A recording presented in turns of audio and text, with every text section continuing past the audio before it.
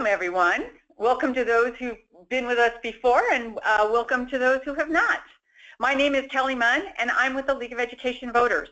Welcome to our free online webinar series called Lunchtime LEVinars. We started this series over 3 years ago to share information and build knowledge on important and timely education issues. We're pleased to offer these webinars thanks to the generous support of the Boeing Company. Today, we'll hear from the Washington STEM Chief Policy and Strategy Officer, Carolyn King, and the Senior Program Officer, Gilda Wheeler. They'll be talking to you about career-connected learning and career technical education, often called CTE, and they'll be talking about how those intersect and how we can all work together to both support these programs through policy and program work. But first, I'm going to give you a brief introduction to our two speakers. Caroline serves as Washington STEM's Chief Policy and Strategy Officer, leading the organization's efforts to build public demand and strategic partnerships, and advocate for smaller policies and then measure the impact. Caroline brings more than 10 years of experience working nationally and in Washington State to improve public schools, accelerate student performance, and close educational achievement gaps. Most recently, she served as Executive Director of Partnership for Learning, the nonprofit education arm of the CEO-led Washington Roundtable. In that role, Caroline led the design and incubation of Washington STEM and co-led a new statewide advocacy coalition that aligned the business and broader community interests around a common education reform agenda. Caroline's passion for education stems from her experience as a teacher in, Guayaquil, Ecuador, I hope I didn't butcher that, and her students were the first in their families to attend high school. Caroline also holds a Master of Education Administration, Planning and Social Policy from the Harvard Graduate School of Education, and a Bachelor's in Anthropology from the University of Notre Dame. Caroline is married and has 2 small sons.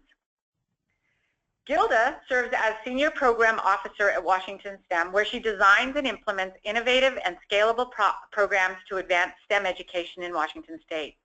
Her work focuses on excellent, equitable, and engaging K-12 STEM learning, STEM career and college pathways, and STEM literacy for citizenship and life.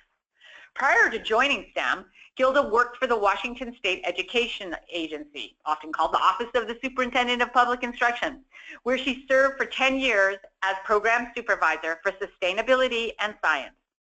In that role, Gilda led the development of learning standards, provided professional development for formal and informal educators, led statewide education policies, and developed environmental STEM curriculum adaptations. She began her career in education in California as a high school and middle school language arts teacher. Prior to her teaching career, Gilda held the position of environmental land use planner, where she used early geographic information systems technology to analyze urban development impacts, piquing her interest in the intersection of science and technology. She holds a BA degree in physical geography and an ME degree from the University of California, Santa Barbara. Gilda lives in South Seattle with her husband and extended family.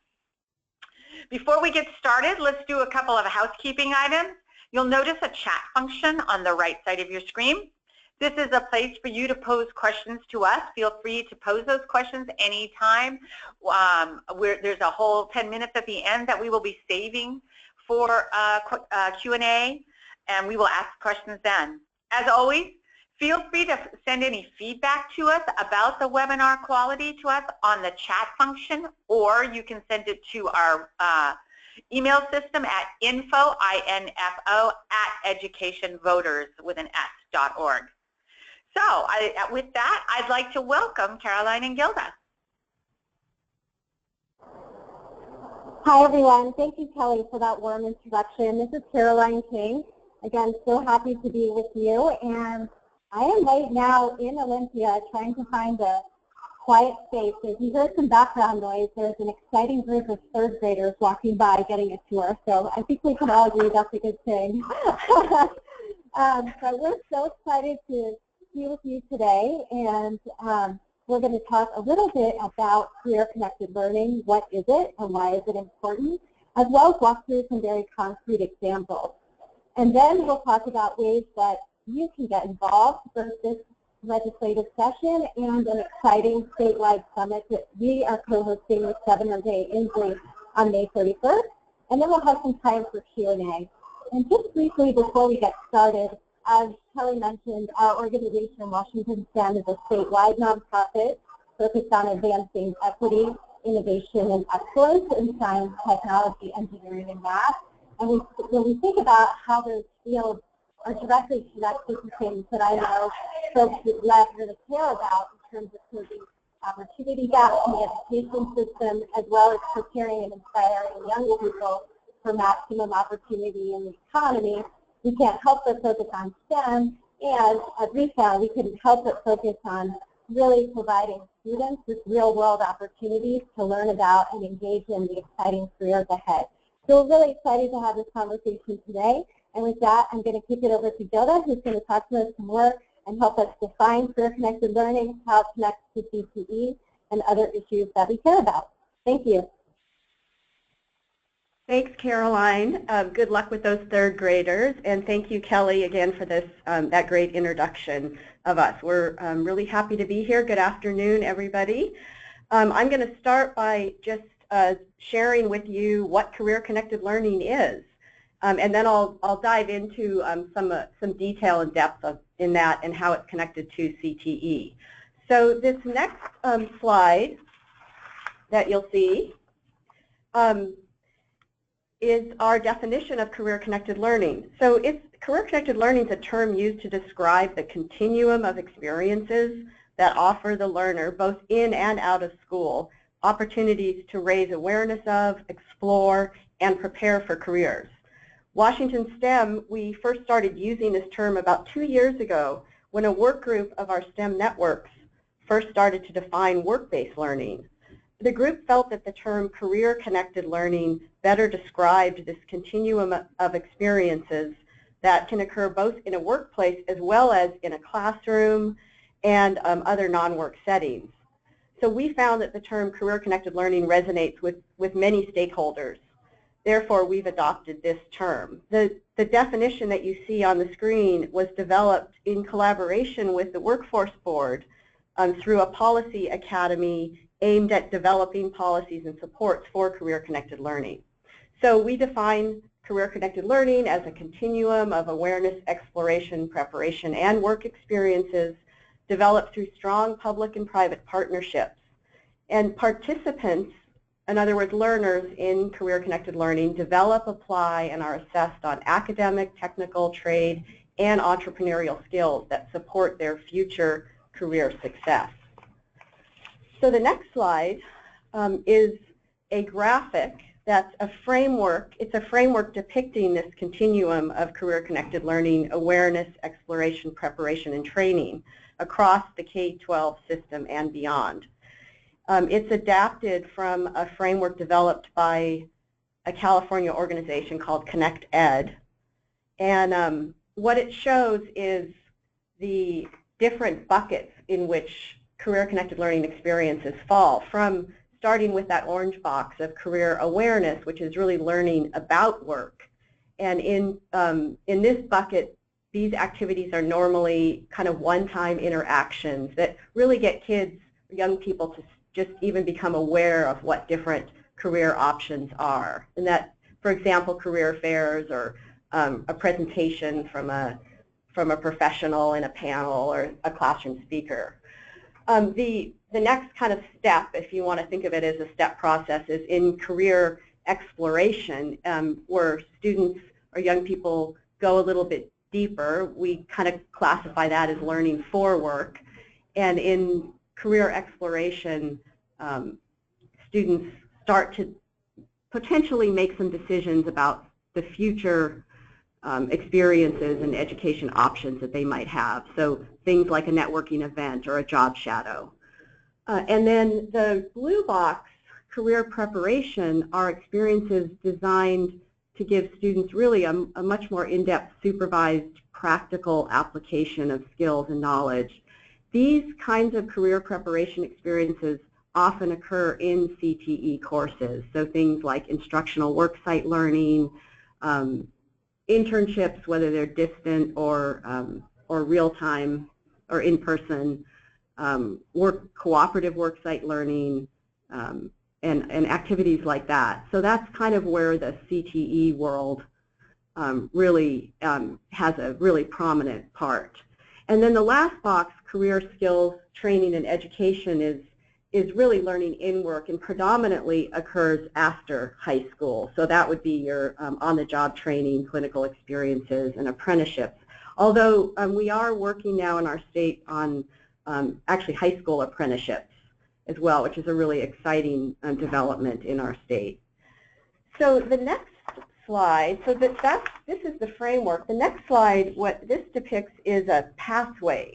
So it's taking some of those parts from our larger definition, our larger framework of career-connected learning, but puts it into a elementary, middle, high school, and beyond pathway. So these are the pathways that can lead to the great careers in Washington. So this graphic isn't meant to be comprehensive, but rather it shows examples of the career-connected learning experiences that a student or an out-of-school youth could engage in, again, from elementary through high school. But most importantly, what are those post-secondary options that can lead to a high-demand career? So if you note that gray box, the longer box on the right-hand side shows these post-secondary options, including a technical certification, a 2-year degree, a 4-year degree, an apprenticeship, and even education opportunities in military service. So our goal is that young people know about and have access to the pathway that suits them best. Some of the greatest job opportunities in our state and across the country are referred to as middle-skill jobs, those that require some level of post-secondary education, but less than a 4-year degree. The state, it's kind of interesting to note that the state of Iowa has adopted the term fast track to describe these jobs. And I think that term is a little more acceptable and positive to many than middle skill. But in any case, in Washington state, approximately 70% of all jobs by 2020 are going to require some post-secondary education or training. And we want our kids to be well-informed and well-prepared for these careers. What this pathway graphic shows is the variety of pathway options, including those fast-track careers that require less than a 4-year degree. I'd like to turn to the next slide, which shows examples. So you might be asking, like, well, what does that really look like at elementary school? And so what this is showing is that some potential examples of what it might look like at each grade band level. So for example, in elementary school, when kids are just exploring interests, and again, we want to really pique students' interest early and often so that they're really well informed when they get into those more rigorous and deeper career-connected learning experiences in high school and then beyond. So for example, this shows that maybe in 5th grade, students might help tailor shellfish design sustainable fish farms. And there's also opportunities for professional development for teachers to build these industry-based design challenges. At middle school, 7th graders might learn about careers that pioneer clean energy solutions, and they might visit a local company doing work around that, such as Boeing or Avista out in eastern Washington.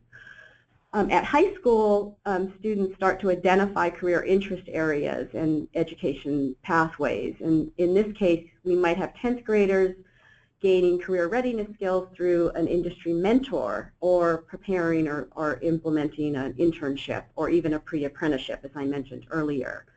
And then for opportunity youth, those students, those young people who are out of school, age 16 to 24-year-olds, might earn their high school diploma and on-the-job skills through our state's Youth Works program. So these, again, are just some examples of what the different pathway opportunities might look like. Again, ultimately leading to a great career in Washington State.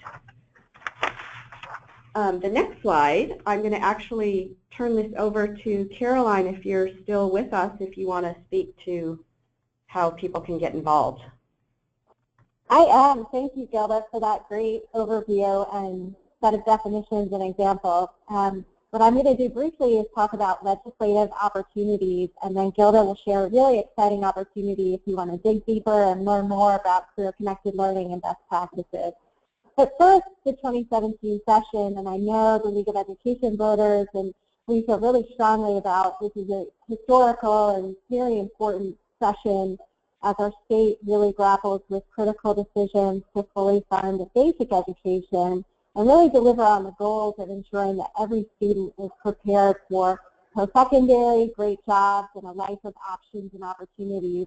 And when we took a look at that question and thought about from a STEM perspective, where are some very specific opportunities where the state can be targeted and catalytic with its investments, we really focused on three things. One is what we've absolutely been talking about, career-connected learning. In the governor's budget includes $6 million to create a one-to-one public-private matching fund that would really catalyze the work that we've been discussing on this call and ensure that schools and businesses and communities have the support that they need to really bring career-connected learning to life for more students, and particularly in rural and underrepresented communities. And this is an area where Washington STEM has committed to step up and provide one-to-one matching and in-kind support. A second area is career and technical education. This is offered as an optional offering for grades 7 through 12. It's critical that our state have a robust CTE system, again, to help expose and prepare young people for the exciting jobs in our state. And we really feel within that conversation it's important to be backwards designing those courses and pathways from the jobs that are the fastest growing and the most well-paying, so that as students are getting prepared, they're getting prepared for jobs and pathways that will bring them even more options and opportunities in the future. Finally, there is another push around computer science, and again, included in the governor's budget is $6 million to continue and expand a public-private matching fund to continue to expand computer science. The state started this work 2 years ago with a $2 million investment, so this would be a tripling of that. And again, we've committed to raise and provide support in terms of matching, but also in terms of identification and spread of best practices. And again, this is very equity focused, getting state-funded computer science to rural communities, students of color, girls, students who traditionally have not had access to computer science or underrepresented in the workforce in these areas. So these are really three exciting areas, and we look forward to any other information you can provide about ways you can get engaged. And with that, I'm going to turn it over to Gilda to talk about the May 31st Summit. Thank you. Thanks, Caroline. So yeah, we are really excited that we're partnering with the Workforce Board and the Governor's Office on hosting a Career Connected Learning Summit on May 31st.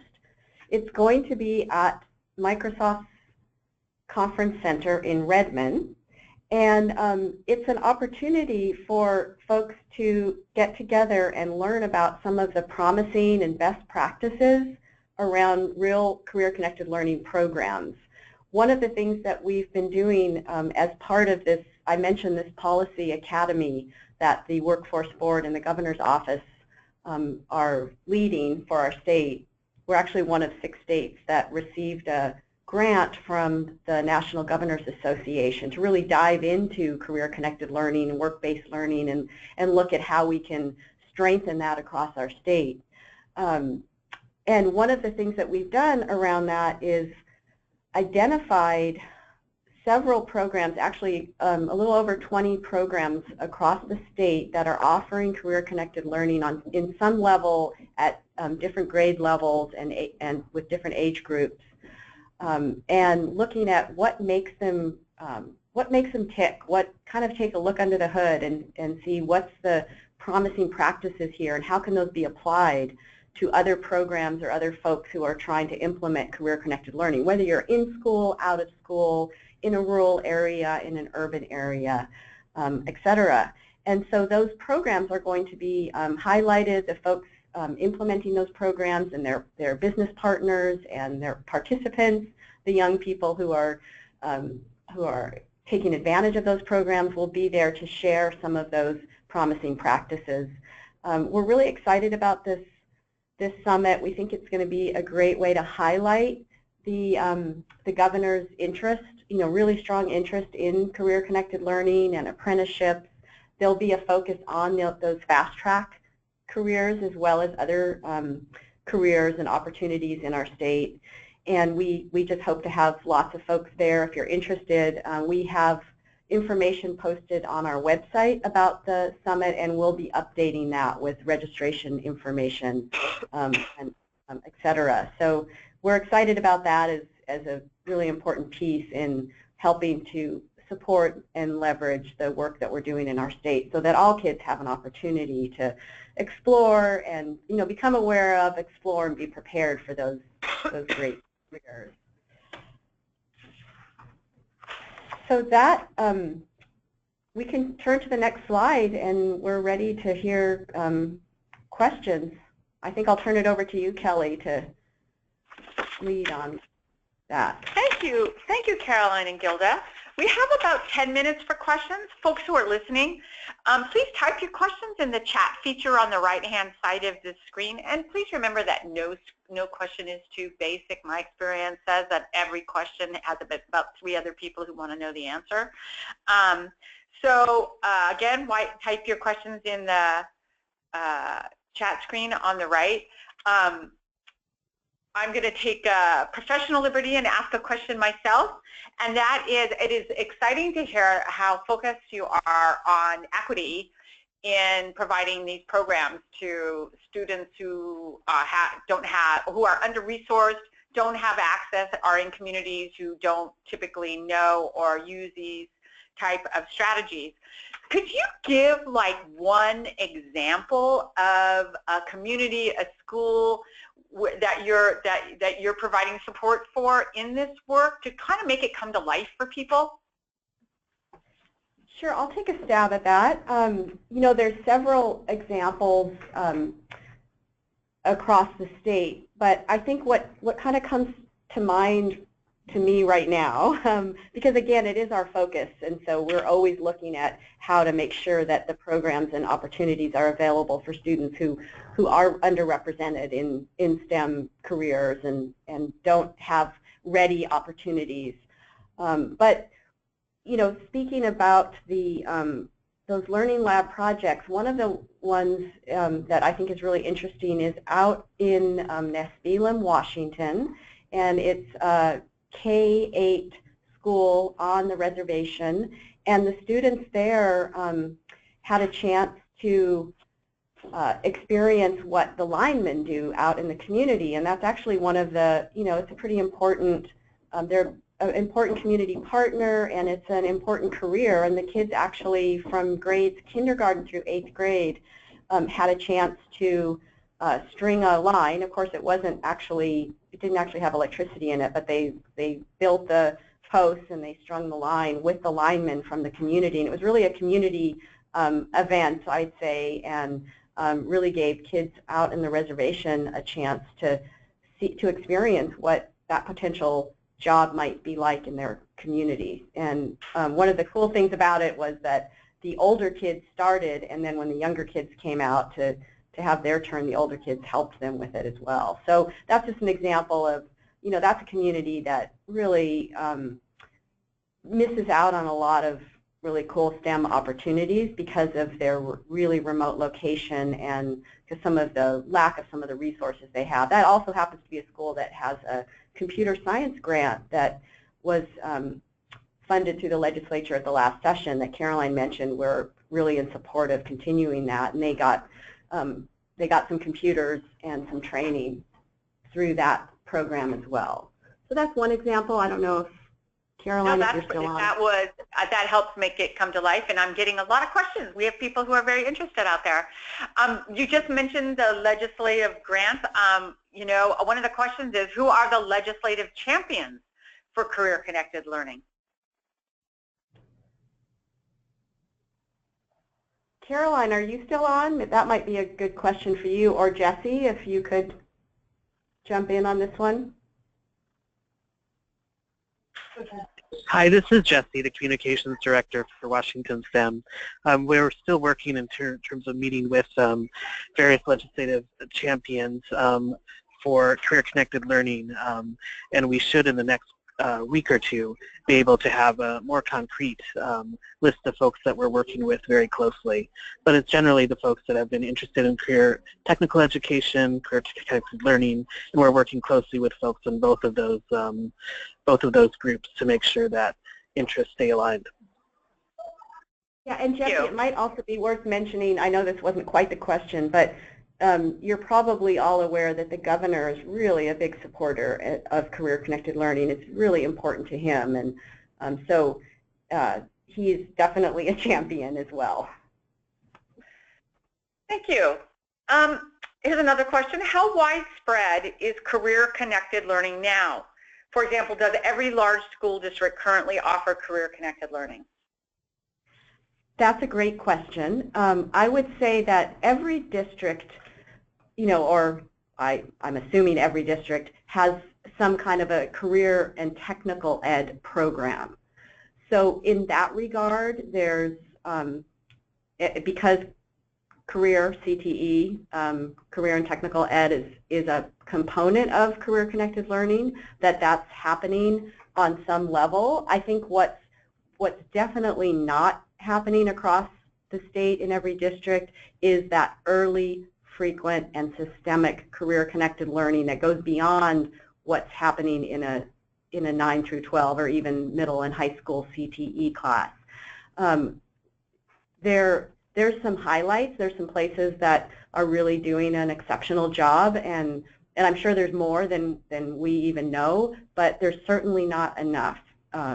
It's not across the state, and it's something that, again, as we said, we feel that it's really important that all kids have these opportunities, not just the bright lights across the state. Thank you. So on a more technical question, how do your goals and programs dovetail with Tech Prep, Core Plus, and other dual credit certificate programs? So the question is, how do our goals and programs sort of dovetail? Was that it with Tech Prep, Core Plus, and other technical and dual credit? Programs? Yeah, and dual credit, yeah. Well, I think, like Caroline said in the beginning, that, CTE, we definitely acknowledge and fully support high-quality CTE programs. It's really it's an essential component in career-connected learning, and Tech Prep, Core Plus, dual credit, that's all part of a robust CTE program. So, our focus is really on making sure, helping to make sure that those CTE classes are focused on high demand careers, and again that they're part of a larger system. So if you think about, how are kids becoming aware of what those CTE or Core Plus and other options are in high school, they really need some exposure at the younger grade. So we're really just looking at this continuum. And so yes, the short answer is our goals and programs align really strongly. The long answer, I guess, is a little more complicated. The last thing I'll say is that in those programs that we're looking at across the state of those promising practices, Core Plus is one of the programs that we're taking a look at, and it's a really exciting program because it's a CTE course developed by Boeing in partnership with educators. So, hope that answers the question. Yeah. I think you got it when you said yes, you are aligned, but when you get into the details, it gets messier, because that's pretty much always the answer, isn't it? Yeah. In anything. So another question is, can students in high school take courses at technical colleges in the same way that high school students do now at community colleges via Running Start? I believe so. I might want to check back on that, but yes, I believe that they are able to do that. But that's a great question. And so, you know, I think my slightly hesitant answer would be yes. But there might even be someone on the webinar who has a better answer than I do on that. But so which other states received the grant, and are the other states sharing their ideas with the other grantees? oh, are people in the other programs? Yeah. Sorry, I'm on a webinar right now. Are you wiping?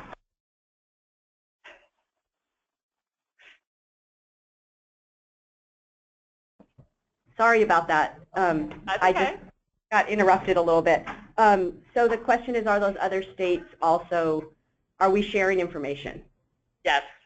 Yes, yes, we absolutely are. What's exciting about the Policy Academy is that we're able to do lots of collaboration with the other states. So for example, that's where we learned that Iowa is using the term fast track careers, and we've also gone, some of us have gone to the summits that the other states have held, and there's regular collaboration meetings with those states. So I think the National Governors Association intent was, even though they only funded a handful of states, they really want the work to carry on not only within those states, but to share that with other states as well. We have about 4 more questions to go. We are over the 1 o'clock time, but I'm going to ask the last 4 questions. There was this question, this last one was 2-part. Which other states received the grant was the other part of the question?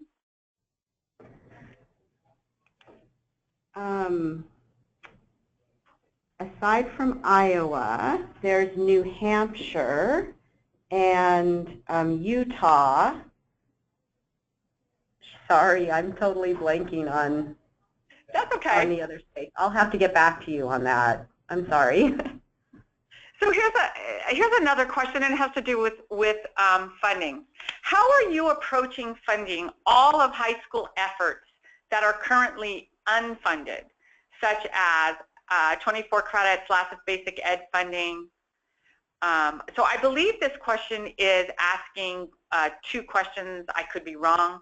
And one question is, high schools are currently unfunded. That's why we have McCleary.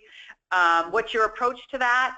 And then should this be included? Should CTE be part of basic ed? And to be more accurate, career-connected learning be part of basic education? Yeah, yeah. I mean, we support fully funding and, you know, the efforts under McCleary, definitely. And, you know, we also do see that this is part, STEM specifically and career-connected learning are part of basic education. You know, we'd like to see that. So that would be my short answer for that. I don't know if Jesse has anything he wants to add on that one.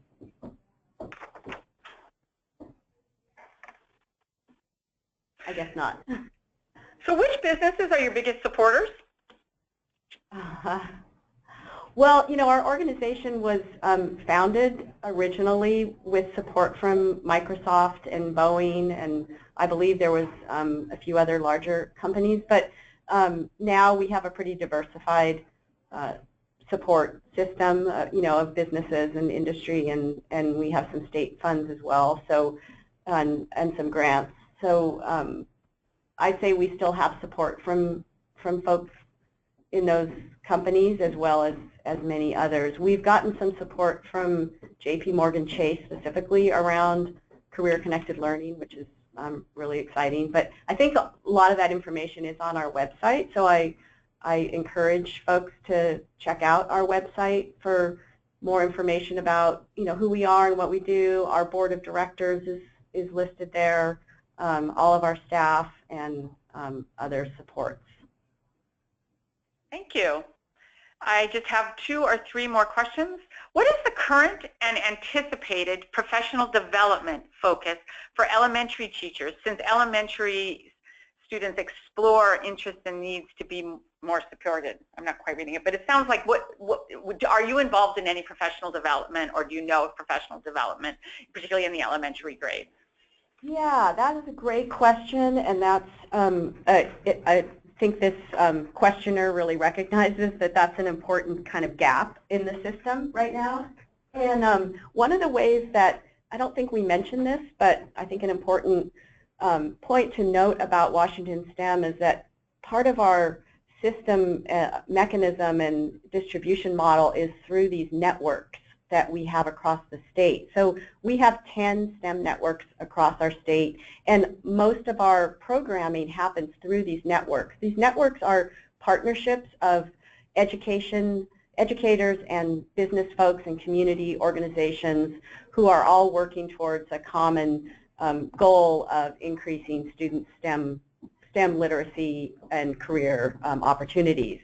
And so there are lots of examples of professional development as part of, for elementary teachers, as part of what our STEM networks do. So specifically, I would, wherever you are, I would look at whether there's a STEM network in that region and connect with that network to find out more about those opportunities and how you can get involved. But that's a really important, I think that's an important piece to understand about how the structure of our organization is. We work through this network model using a collective impact approach. What are industry-based design challenges? That's a great question. All these are great questions, by the way. An industry-based design challenge would be a challenge or problem that a student or maybe a team of students might try to address, but the challenge comes directly from, it's a real work-based problem. So it's something that a company or business or industry is actually trying to solve. So it may be that the Boeing engineer is trying to build a lighter airplane. I mean, that's a pretty major challenge, but it's a problem that is poised by an actual business. And so the example that I gave earlier of kids, designing something to help tailor shellfish with their farming is an example of an industry-based design challenge. So where, or can you name, where there's an employer-driven CTE program that's geared towards an output, or output would be students who are qualified employees when they graduate? Yeah, Kelly, I'm sorry, but I am actually being kicked out of the room I'm in right now. Okay. So I'm going to have to end since it's a little bit after 1. So. No, what, it is a little after 1? Yeah. I'm happy to answer questions offline at some point too, and I really appreciate everybody taking their time on this today. Thank you so much. And we appreciate having you. This is the most questions we've ever gotten. So this was and we may just ask you to come back at some point because there's clearly a lot of interest. So I'm going to wrap this up. Thank you so much. I just want to point out to those on the phone that our next LEVinar will be on the LAP or Learning Assistance Program. That's part of the discussion around funding for our schools this legislative session. That will be at 12:30 on Tuesday, February 28th. Again, thank you all for joining us. If you have any additional questions or comments, please send them to me at Kelly, K-E-L-L-Y, @educationvoters.org. A recording of today's presentation will be available on our website. Please feel free to share it with your friends and colleagues. And again, thank you for attending, and we hope to see you again.